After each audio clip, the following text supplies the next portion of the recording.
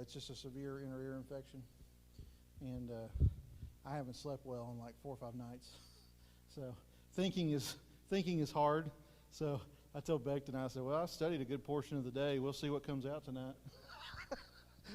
But I promise you, I did the work. So we'll see how it goes. Does she? That's good. That's good. I'm glad somebody's getting something out of it. That's right. Lots of practice through the years, right? That's good. Oh, me. Well, we'll give people a couple more minutes to come on in here. We've got a couple more minutes still. But yeah, they said, well, I no, I would not wish this on my worst enemy. I really would not. She said that I had blisters on my eardrum. And I didn't even know that's possible. So I guess it's from the infection that's behind it. It's something I don't know, but anyhow, she said I think she said bacterial infection, and she gave me some big old horse pills, antibiotics. She said, "It's a good thing you come in. You'd never got rid of it." I'm telling you the truth. If somebody walked in my room Thursday night when it was at its peak and said, "If you'll give me all your money in your bank account, I'll relieve you of this pain," I'd have said, "You can have it all." Like, you. Oh yeah, it was, and I just couldn't get any relief. I just laid there. And you ever just lay there and watch the hours tick off at night? That's the worst feeling. So, yeah, I hadn't thrown up, but today I was sitting up in my chair trying to study, and I got dizzy, and it made me kind of nauseous. And then I didn't eat lunch or nothing. I didn't want to eat. I just anyhow. So.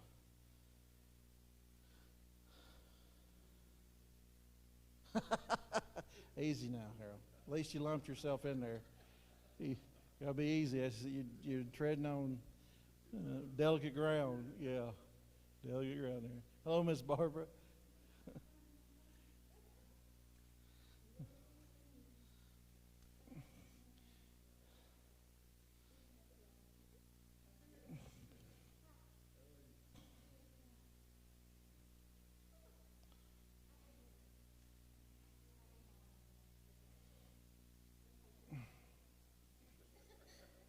What'd she say?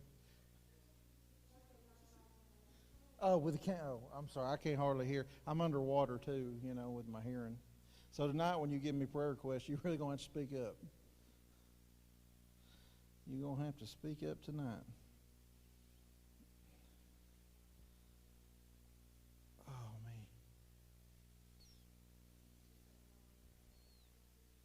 me. I was just telling them I was on track, feeling better like Monday and Tuesday, but today's been a little bit of a back set. So I called my doctor today, and my pain level today's been about like 3, so it's not like a lot to complain about, I don't guess, but it's enough to let you know it's agitated.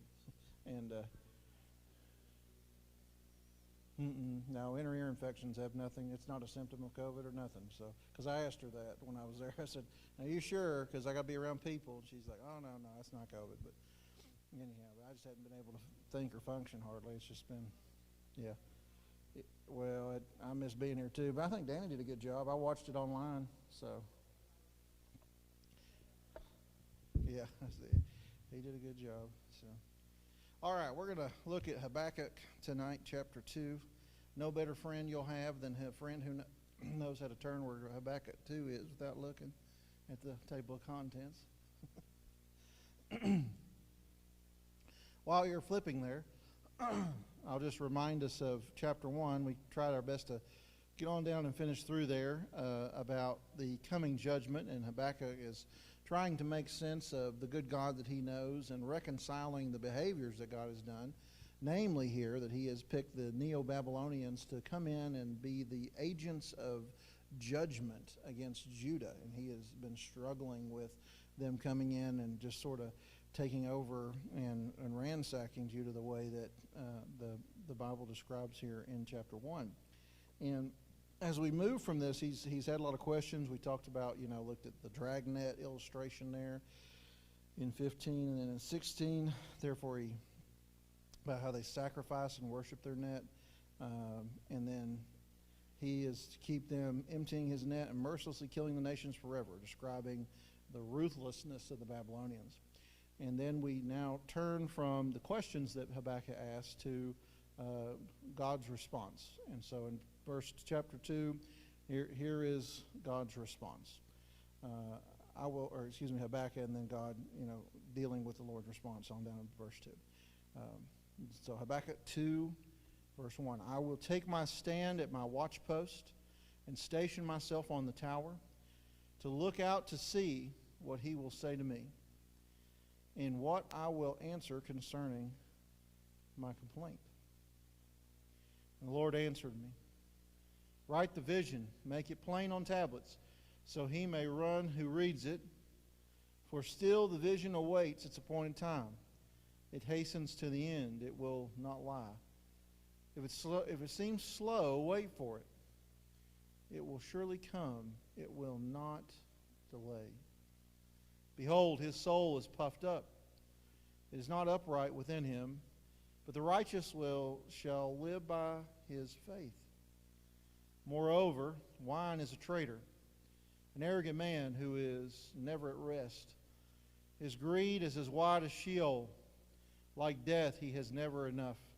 He gathers for himself all nations and collects as his own all peoples. Shall not all these take up their taunt against him with scoffing and riddles for him and say, woe to him who heaps up what is not his own, for how long, and loads himself with pledges? Will not your debts suddenly arise, and those awaken who will make you tremble? Then you will be spoil for them, because you have plundered many nations.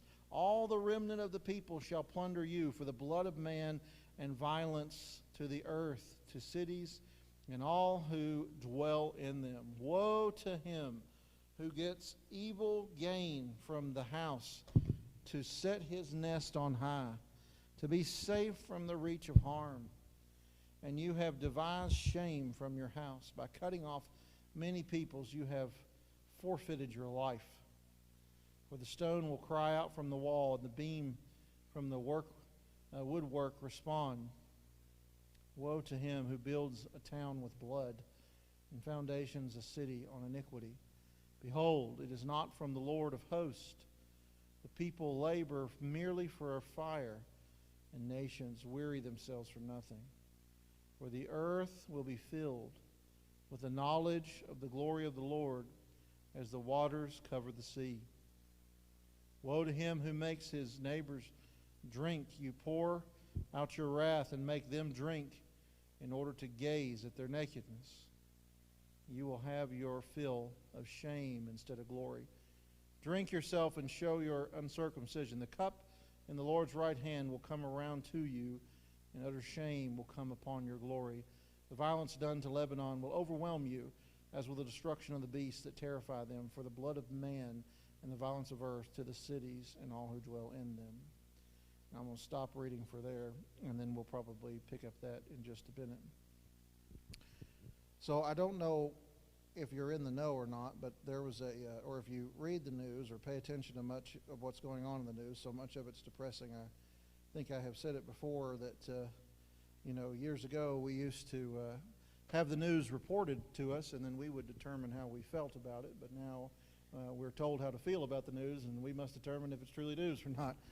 So it's kind of hard to tell what is what there. But an interesting article caught my eye the other day as I was just perusing through the headlines, and it had to do with the Texas abortion laws that were just passed. Let me see if I can pull this up. I thought I had it ready, but I guess I maybe moved it over there. I think they had just passed in Texas some of the most strict abortion laws in the U.S. since Roe v. Wade. And this is the article that caught my attention. Why Satanists may be the last hope to take down Texas's abortion bill. And the article goes on, and you can Google it for yourself. It was an interesting article to me for several reasons. But one of the things that kind of sticks out there is they're trying to claim that abortion is a pro-life a religious rite, and they even call it abortion rituals in their faith, if you go on and read there. And so they're trying to make a religious exemption for that, sort of trying to use religious liberty against those that are trying to seek life. And it was interesting to me because it just demonstrates that people are always worshiping. We see this at the end of this chapter. And in this passage that we're looking at tonight, we're going to see our prophet here take his post in the watch post, right? What is the watch post, or what was that place? What's the responsibility that bears in the ancient cities? Do y'all remember reading about this? Who is the watchman? What's he looking for? Yeah, he's looking for enemies, for threats, to see what's about to uncover. The watchman sits high above the city there, hopefully, and through his tower is able to look out and see. And here Habakkuk is sitting in his watchtower high above, looking to see what it is God is about to show him. And the Lord says the following. He says, "Write the visions, make it plain on tablets." Aren't you glad that God's revelation is written down? Could you imagine what a mess it would be if what God had revealed about himself was just passed down orally by mouth through the years? How much more easily it could have been manipulated, or how much more easy it could have been lost in different points of time. But here God gives the instruction to write it down. This is not anything new, right? Whenever Moses went up to Mount Sinai, he comes down with what? He has the law of God, and it is what? It is written. There is a power in the written word. And so in this passage here, we're seeing that God cares deeply, that his instruction, his revelation, his vision is taken seriously. And in this passage, there is no exception to that. He wants to make sure the people hear exactly what it is that God wants to say. And he wants it read. And here's the vision. The vision awaits its appointed time. So verse 3 tells us what? God has a timetable. He has a timetable at which he pours out his wrath, right? One of the things that Habakkuk is struggling with is, how is it that you are a good, gracious God, and there is all this wickedness here, and you're choosing this wicked, godless nation to be an instrument of your wrath? It makes no sense to him. It would seem that it would make more sense he would use somebody who seemed to love the Lord in some capacity, but God has his reasons and has his timetable, right? It hastens to the end, it will not lie. If it seems slow, wait for it. I posted today on my Facebook page a quote from the Prince of Preachers, Charles Spurgeon. And in this quote, let me just pull it up real quick here because I liked it so much. In this quote, it's talking about having patience. And I'm going to be very honest and tell you, as this has been a struggle of mine in my walk. I struggle sometimes to be patient. I would like things now. I mean, we live in a world with microwaves, right? Why do we have microwaves? Because it's a whole lot faster than cooking a whole meal, right? We can have a meal and satisfy our stomachs quickly. Here's what Spurgeon said about waiting on God. He said, "We shall not grow weary of waiting upon God if we remember how long and gracious he once waited for us." And I thought, boy, that is a beautiful thought, isn't it? The next time we are tempted to jump ahead and to hasten through and to ask God to quickly resolve this issue or that issue or his will to be inflicted the way that we see it be fit, maybe we need to remember this passage and remember what Spurgeon has reminded us here. So as we look at this, we're also seeing his greed is as wide as Sheol. Who are they talking about? I think this is a reference here to the invading peoples. What we're actually going to see here in this passage is some contrasts that are going to emerge. Contrast between the godless Babylonians, the Chaldeans there, they're like the precursors to the Babylonians that are coming in there, and those who are of faith. And what's it say here? There's a sharp contrast drawn here with right out of the bat. Those who are arrogant. Look at that in verse 5. Moreover, wine is a traitor, right? I'll go ahead and say this. I don't really drink. I'm not much of a drinker. Haven't really ever liked to drink that much or been infatuated with it too much. I haven't seen much good come out of a bottle. in my years as a pastor and as a minister of the gospel. I'm not saying that, if we were in a different context, there wouldn't be times missionaries are not put in positions like that. But by and large, one thing that's clear, if you drink too much in Scripture, drunkenness is absolutely a sin. And to be quite honest, drunkenness leads to a multitude of sins, right?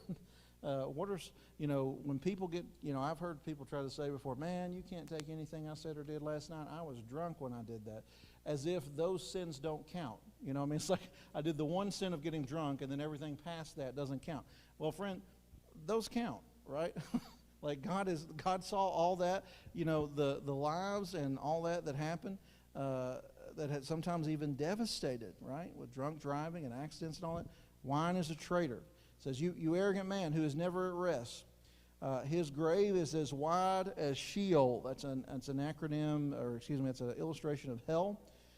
Tell me, when will hell be full? When will hell say, we've had enough souls? We've got enough demons and souls, no more, please? Will there ever be a point where it will turn any away? And the answer to that is no. The hell is never full, right? It is constantly just more.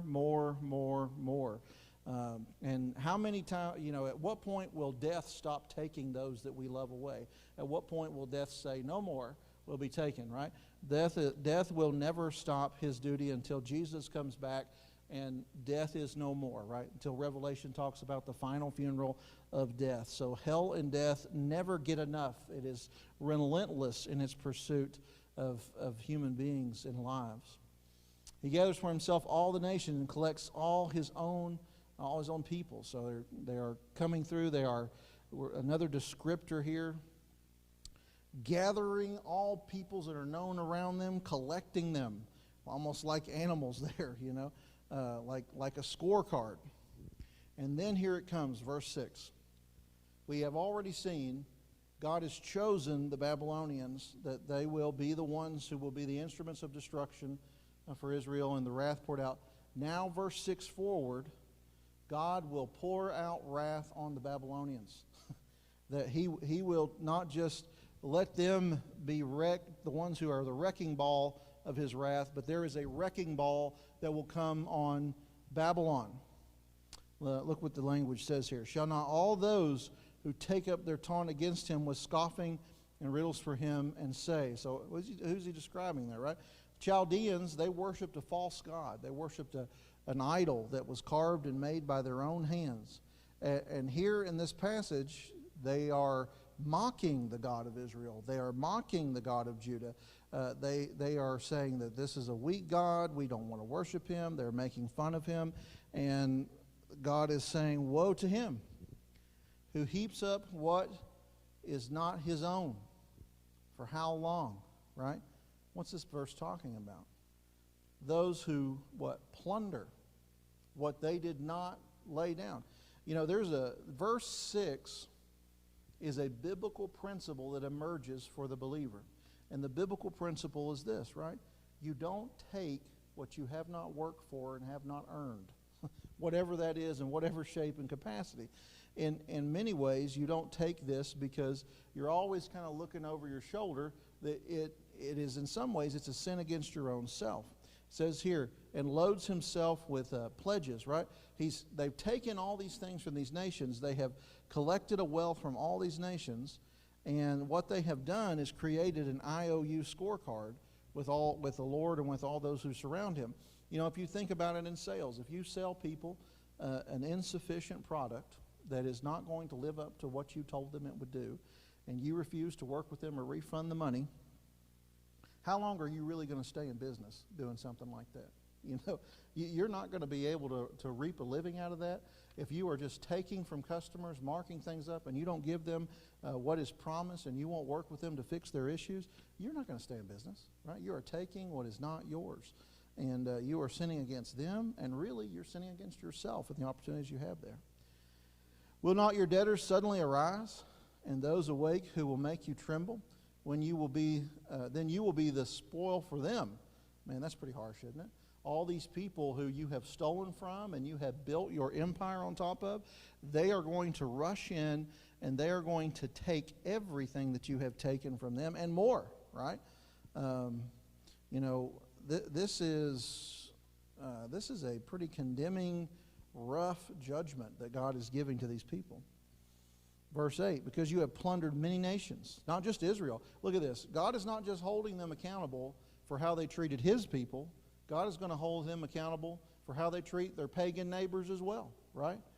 So when God's judgment falls on a nation, they are not just being judged for how they've treated the church in that nation. They're being judged for how they've treated all humankind. Why would God be upset and hold it against a nation how they've treated other pagans if it's a pagan nation themselves? Like, explain to me why you think God would hold that against them and judge them for that.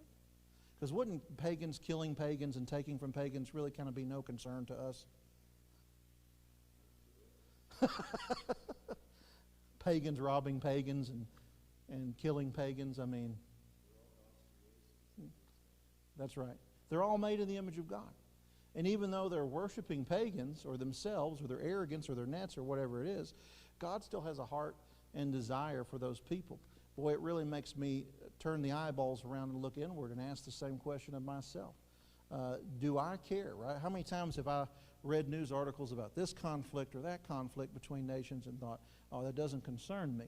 But it concerns the Lord, doesn't it? You know, if you think about it, we are a strange people, Christians. We're strange because Scripture has called us to love people that we don't even know. People that we can't even hardly communicate with. You know, if God has a heart and a care and He will hold the sins and trespasses of the Babylonians and how they treated their pagan neighbors, how much more in this day and time when there are so many people who are dying without Christ today, right? All right. You plunder the nations, all the remnants of the people shall plunder you, for blood of man and violence to the earth, to the city, and all who dwell in them. All who dwell in them. Blood for blood, it seems to be this is a biblical concept. Life for life, eye for an eye, tooth for a tooth. This was a principle in the Old Testament. I'm not going to get into a big political debate, but you know, for a long time I struggled with how do we hold to the sanctity of human life and how are we okay with capital punishment. But then I kind of sussed out and came to Romans 13 and thought, you know, if we hold to capital punishment, that is an important part of holding to the sanctity of human life, isn't it? Because what we're saying is when one human being ruthlessly and recklessly takes the life of another human being brutally, it is the state's right to do that because that life that was taken was a life in the image of God and was critically important. And I kind of settled out on that. I don't think that holding to that view makes it less important that his life that is there, but rather more. So, because you have plundered the nations, blood of man and violence to the earth, cities and all who dwell in them. And then he goes into these woes for them, right? We just saw in Luke several woes that Jesus gave the Pharisees and the scribes in that very awkward dinner conversation, right? And here we are, the Lord is giving the woes to the Babylonians that are coming in there. Woe to him who gets evil gain from his house, to set his nest on high, to be safe from the reach of harm. What do you think that verse means? What is he saying there?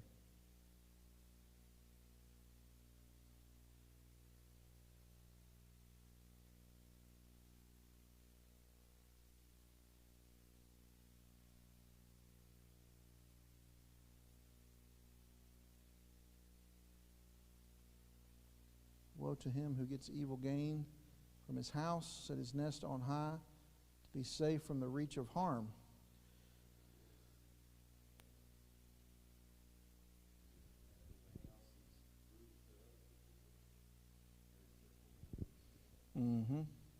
Ruthless with others. And I think verse 9 seems to allude of a false sense of security at home, right? I'll have defenses and walls and things up. Who can reach me in my own fort, right? Kind of an idea. And the answer to that is the Lord can reach you behind any wall and barrier. When we were in Haiti, I don't know if I've ever shared this with you or not, but we stayed in, I don't know how to describe it. I called it a compound because it was like a series of rooms on one side and a series of rooms on the other, but there was about a 25-foot wall up all the way around the facility that we were staying in. And there was like, there was something on top of the wall, wasn't Laura? There was wire that was around there. And then there was a metal, like a solid metal gate that would be closed at night. And people were not able to get in nor out without assistance from those who knew how to operate all the things. And it produced a sense of security, I think. But I think the reality is, though, if a mob is angry enough, they can get in about anywhere. You know what I mean? If they really set their mind to it. Verse 10, you have devastated shame from your house by cutting off many peoples. You have forfeited your life. You know, there are sins against God, and then there are sins that will cause us to forfeit our own life. And the prophet here is conveying to us that the Lord has said this sort of attitude of just sort of staving yourself off and to heck with everybody else. I'll fortify my own home and I'll be ruthless with everybody else. You are forfeiting your life when you do that. Verses 11 here. For the stone will cry out from the wall, and the beam from the woodwork respond. Another thing that this verse tells us is that even though they're walled off and think that they are safe, there is continual evil in the house that is happening. In verse 11, we have a modern saying for verse 11 and the meaning for it, and the modern saying is this: if these walls could talk, right? What does that mean when people say, if these walls could talk? What does that mean?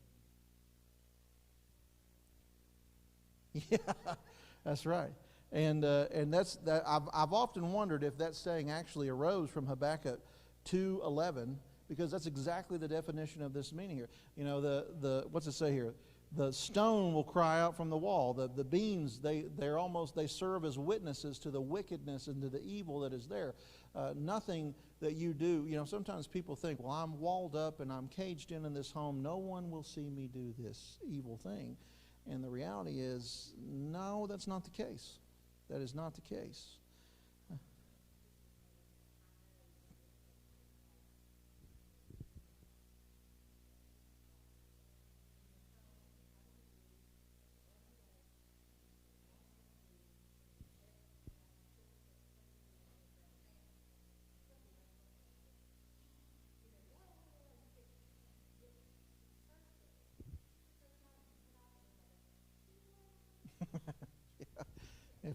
If these walls could talk, if these vans could talk. Yeah.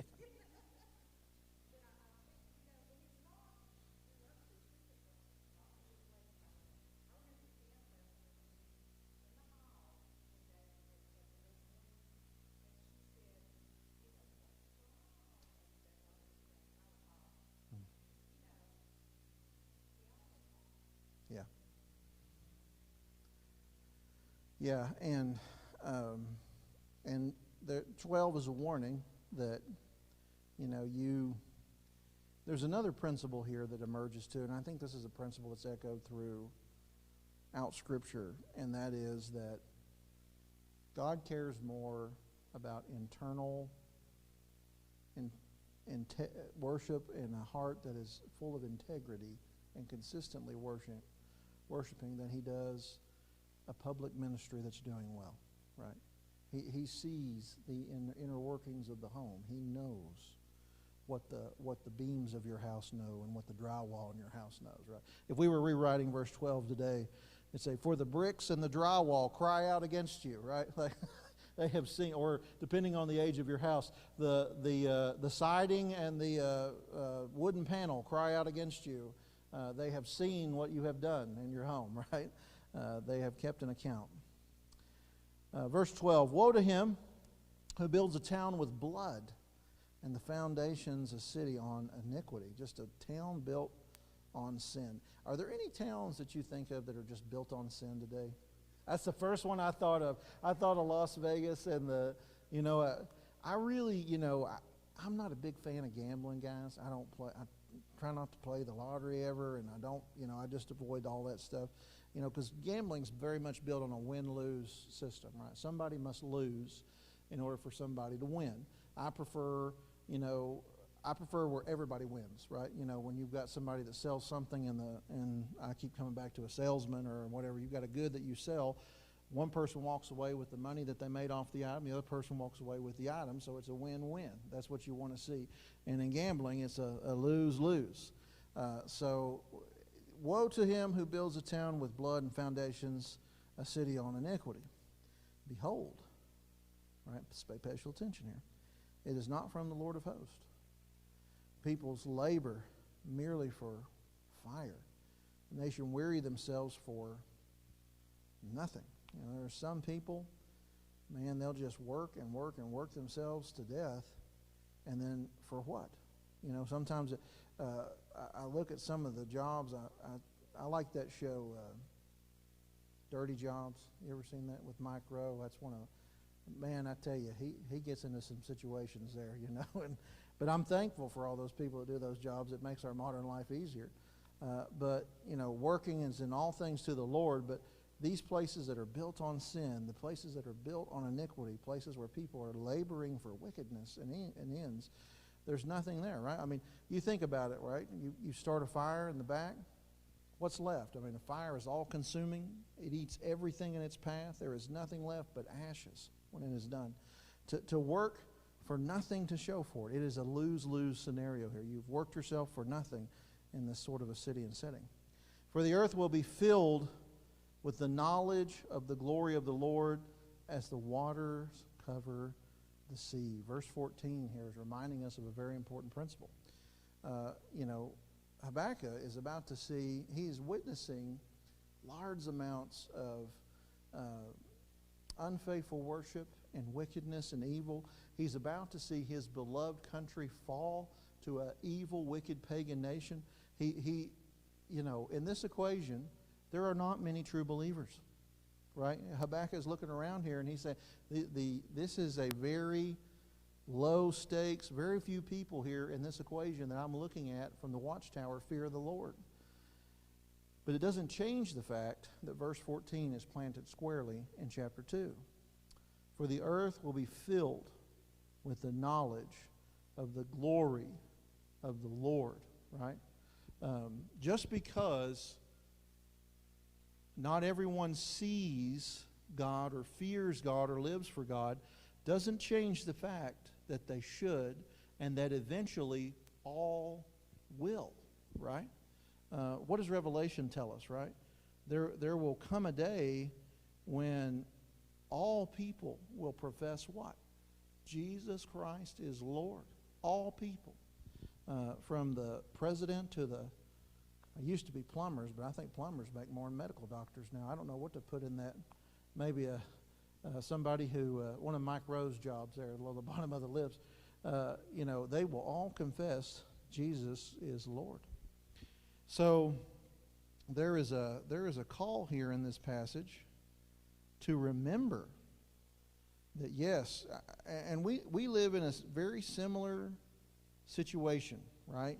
I was just reading an article from Tom Rainer, and he says that since COVID has coming out of COVID, and I can say this to you because I'm preaching to the choir here tonight, church attendance numbers across the board in the United States are down 30% pre-COVID, 30% across the board. Most every church is experiencing that. And we look at that and we think, golly, man. And then we see crazy articles like the one that I read you at the beginning where, people are siding with the satanic church to bring opposition against a stout bill on abortion. And we think, man, who here fears God? It's like, who in this nation is left with us that's going to stand with the Lord? And verse 14 reminds us we need to hear it. The earth will be filled. This nation will one day be filled with the knowledge of the glory of God. All people here will know that.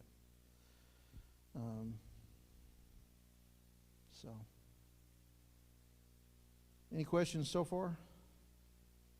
All good? We're going to keep sailing. I told Constance I'm going to try to get through this in 2 weeks, what's left, so we're going to keep trucking here. I know some of you are going to get to choir, and I'm going to cut you loose here in just a minute. But verse 15, woe to him who makes his neighbors drink. You pour out your wrath and make them drunk in order to gaze at their nakedness. You will have your fill of shame instead of glory. 15 and 16 show us a contrast. The contrast is this: the man or woman of faith versus the man or woman who's not of faith, and the consequences that unfold. Those who don't live by faith, but instead live by arrogance, pursue perverted things that are described in this passage. And the reality is, God doesn't forget any evil. And ultimately, their arrogance will always end, according to this verse, in shame.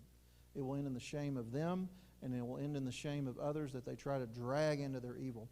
Have you ever noticed that people always, when they're caught in some kind of sin, try to drag people into that sin with them, right? It's never like, oh, here, I'm smoking this, whatever. Here, you take a hit, right? You go ahead and have one too. First time I ever took a puff off of a tobacco pipe, it was what Spurgeon used to smoke. What are those things called? Cigars, yes, thank you. First time I ever took a puff off a cigar, which I don't smoke cigars now, but this is a long time ago.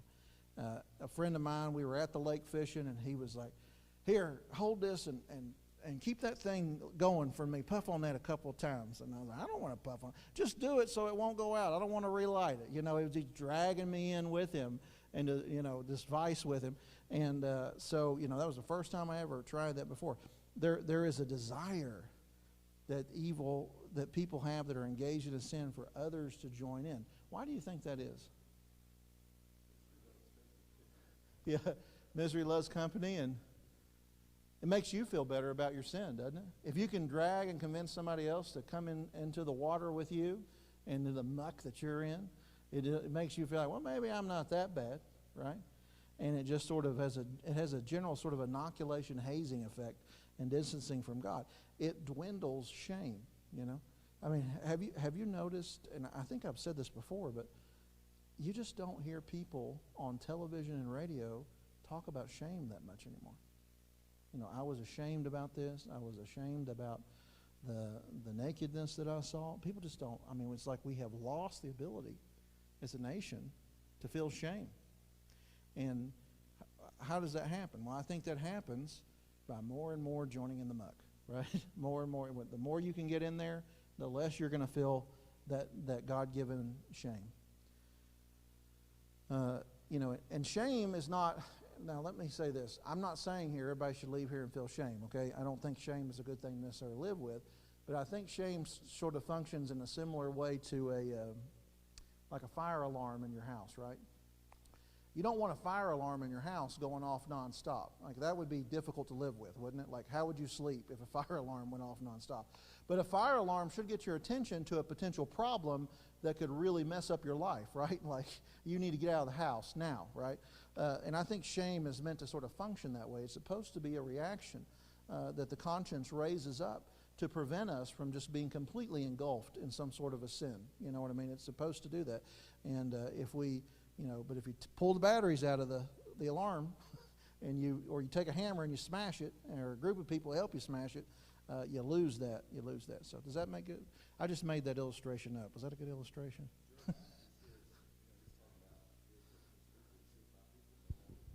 No. They don't blow. Yeah, they've broken the alarm, haven't they? They've all come in there, exactly. So drink yourself and show your uncircumcision the cup of the Lord's right hand. Will come around to you, and utter shame will come upon your glory, right?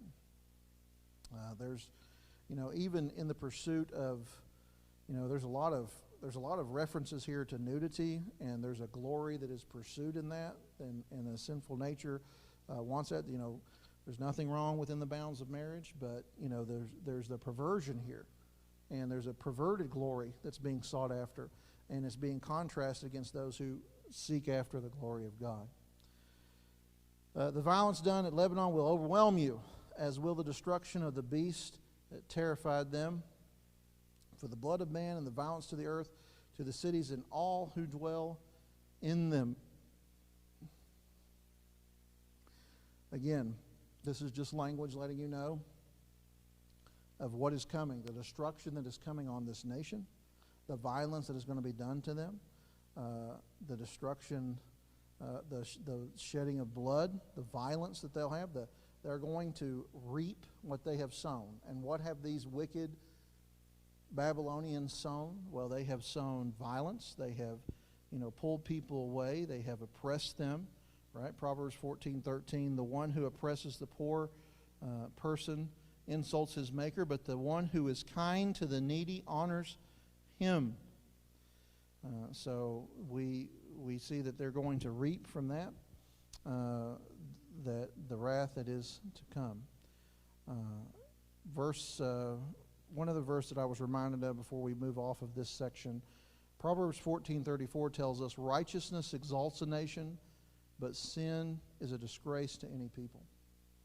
And so that is across the board there, that sin is a disgrace. So people building their kingdoms and their nations and their lives around violence and oppression and deception, abuse and fear, confusion, uncertainty, revenge, cruelty, corruption, and all such things, it is a shame and a disgrace to them and all who see it.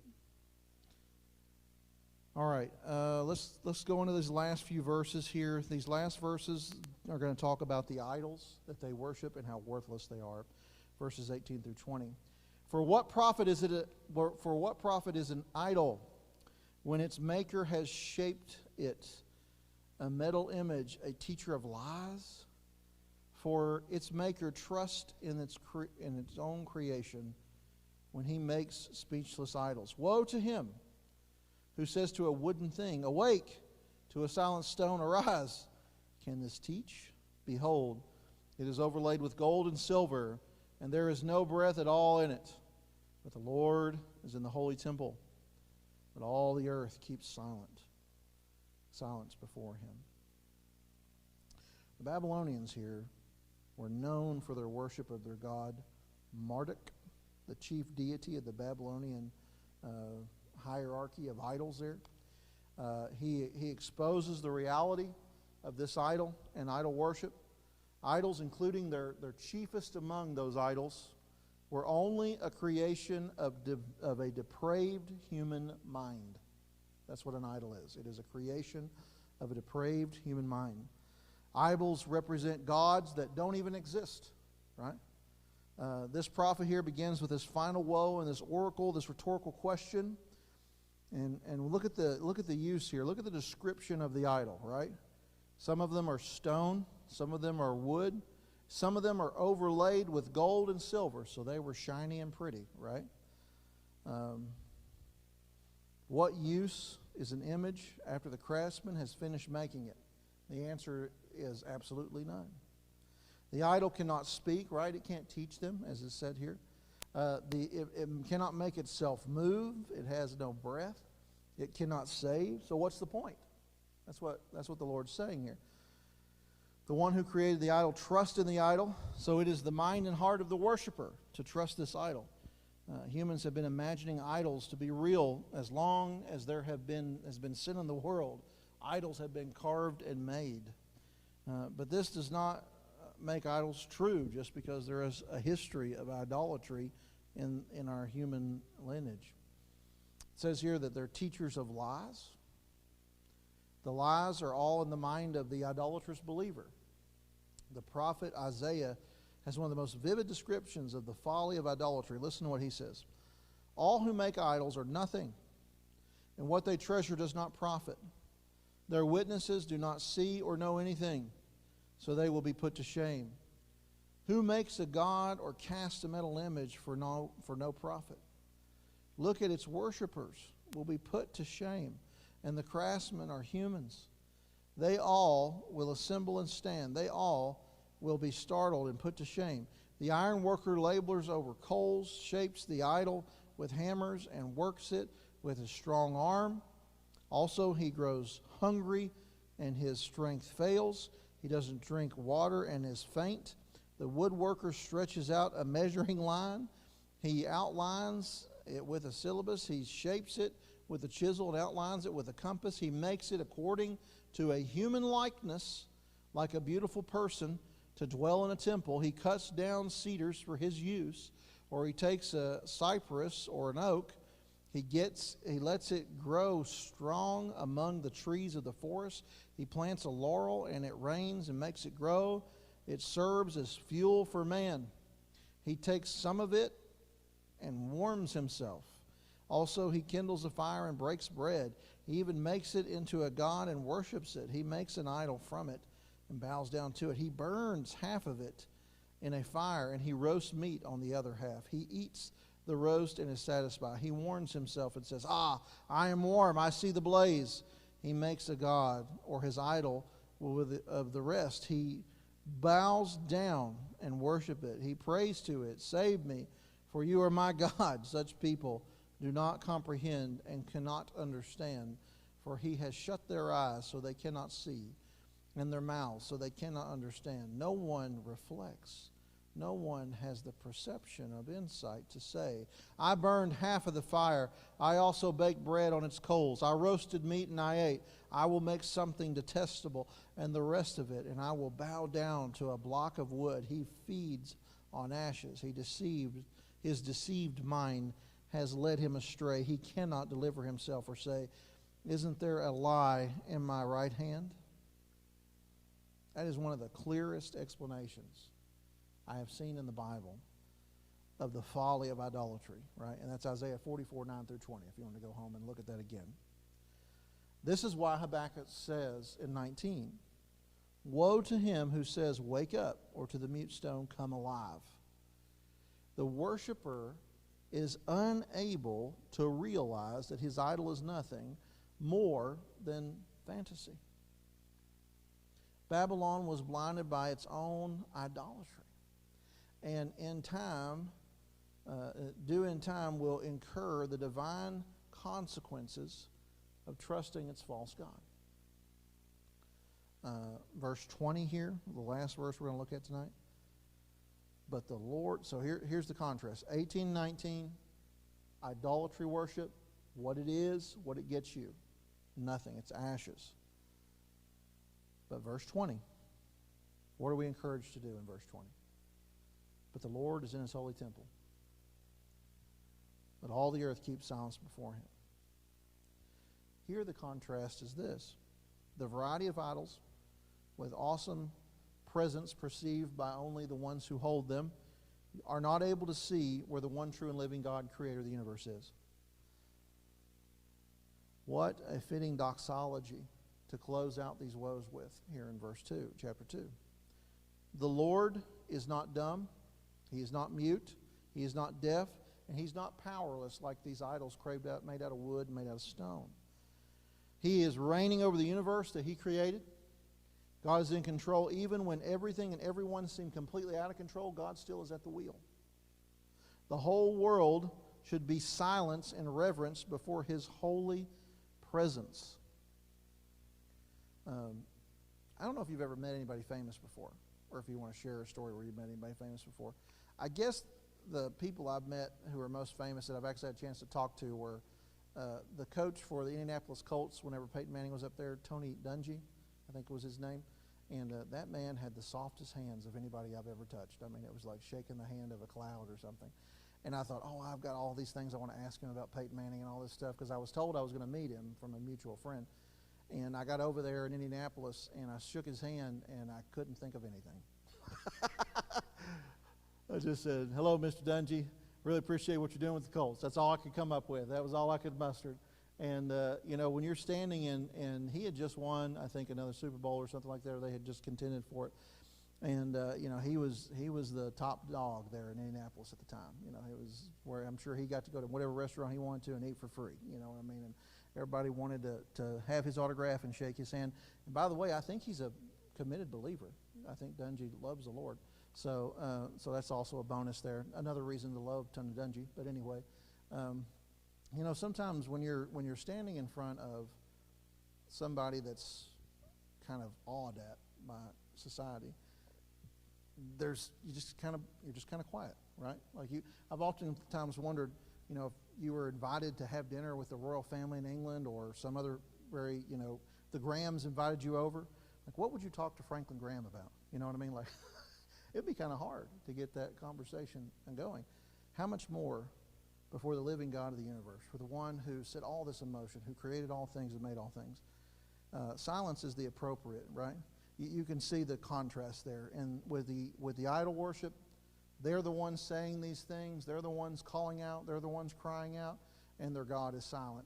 But here in verse 20, God has spoken, and those who have heard him must remain silent and take in what he has said. Do you see that contrast there where the prophet ends it?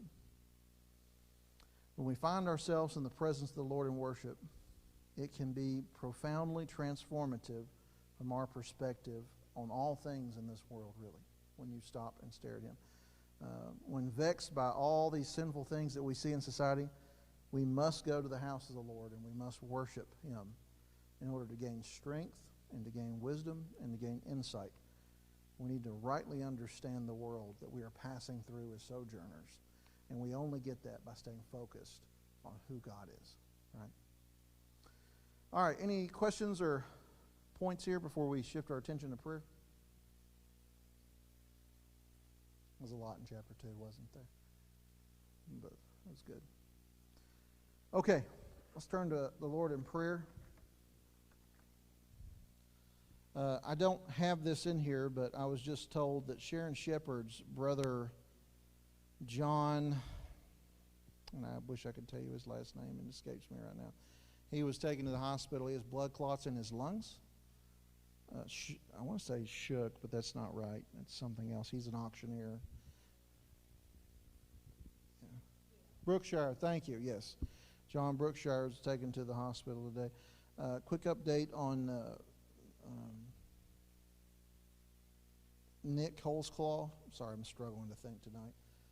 Nick got up to walk today, but he still has not had any solid foods in like 20-some days, and they had to put a feeding tube in because of the condition he has now, and they're still not letting anybody into the VA to see him.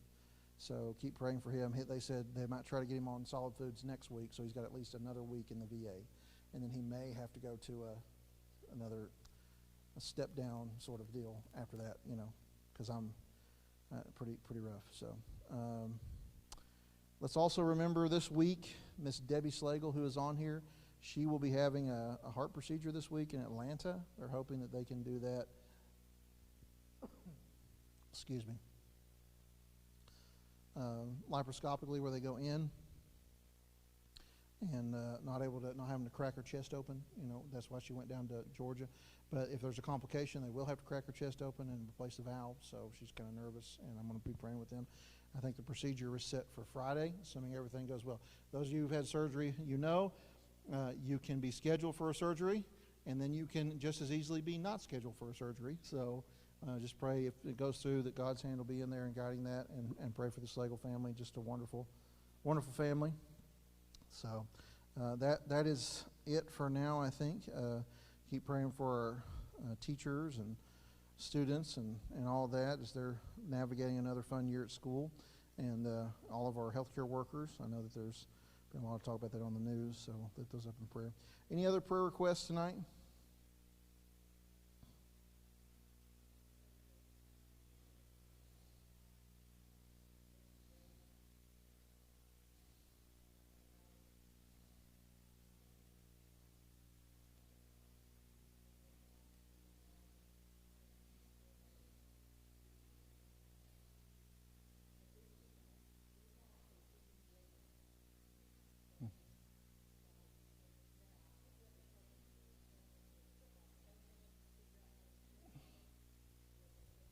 Mm.